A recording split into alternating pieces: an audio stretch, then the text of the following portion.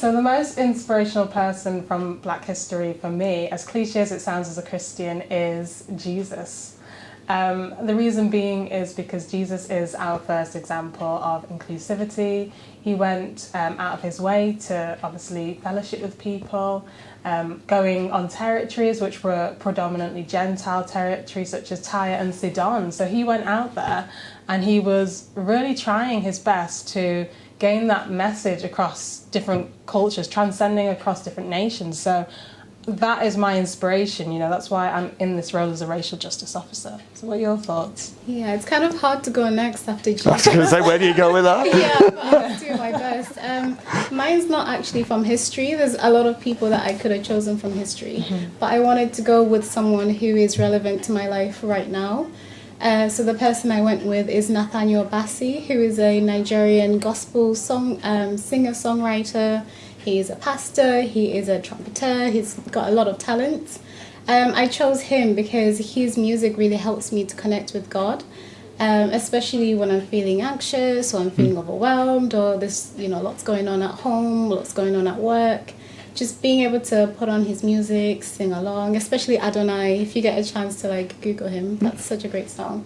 It just helps me to see everything in perspective compared to how big my God is. Everything is so tiny.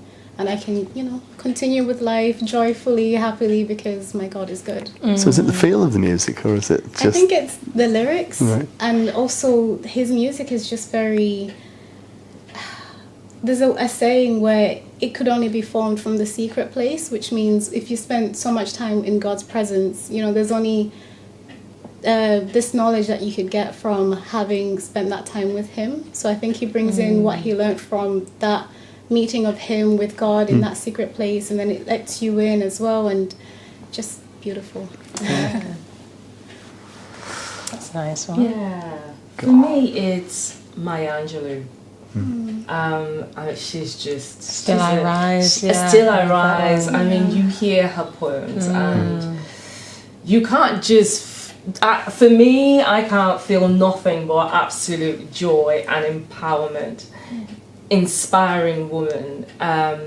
She'd gone through so much, lived through so much, had been part of the most crucial time in, modern day American history, and still came out just, this powerhouse of a woman. Her short stories are amazing.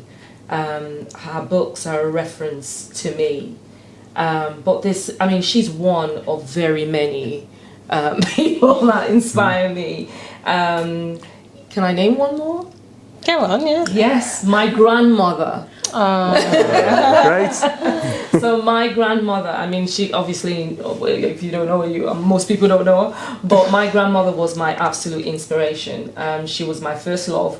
And the person that I felt as a child loved me unconditionally, even before I knew my mother loved me. So her life story gives me the strength to achieve more than I can, because I know that she's the catalyst for all of us. So for her being the catalyst of my father going to school is why I'm sitting here right now. So we have those stories through our lives, and it's really important that we recognise that. So yes, Maya Angelou and my grandmother. But I don't think there's much difference, because they're both about rising up against things that are getting in your way. Yeah. So it's fine. Definitely. Mine's not even someone from history, it's someone from my teenhood, I would say. Someone who had a massive influence on me, because still am hugely into music, and it's Jerry Dammers, who founded Two Tone and the band The Specials, because what he represented at a time there were huge problems around race riots and around issues of sort of bigotry, particularly where I lived in northwest London. There were issues around Kilburn area and Cricklewood, and what he did in Coventry was he created this amazing noise that brought together the cultures of the Jamaican side of it, the ska, brought it together in a band that represented that unity, and was fighting hard against things like the skinheads by trying to say to them, this is not the way to be, and bring them into that way of thinking. And that, the idea of music for me just being the leveler and Yeah. actually bringing things together. And for me, it just opened my eyes to a whole new world. That's fantastic. Yeah, so we've all chosen people who have been really instrumental in our upbringing and also in who we are today. So that is amazing.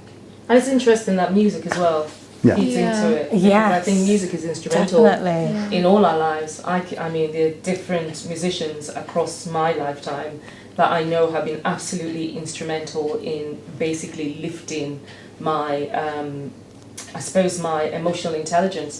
And I mean, without music, I can't even imagine what humanity will be.